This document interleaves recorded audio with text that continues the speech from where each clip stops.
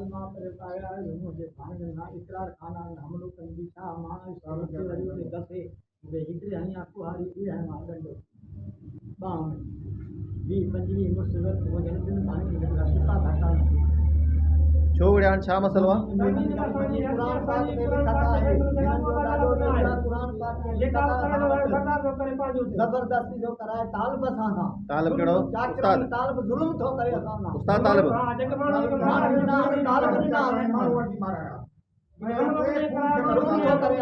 कुरान पाक में लिखा था कागज न असां वटि कुरान पाक में चाचे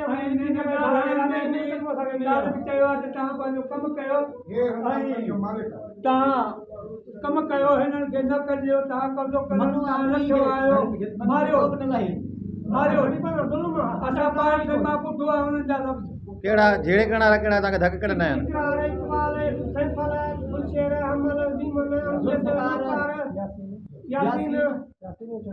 पुलिस ते विया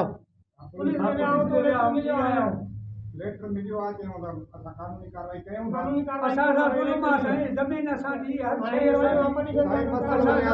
मसलो ईअं आहे त जेको शरारत करे थो तालिब चाकराणी थो करे तालिब चाकराणी 4 माण्हू वरी माराई वेठो आहे।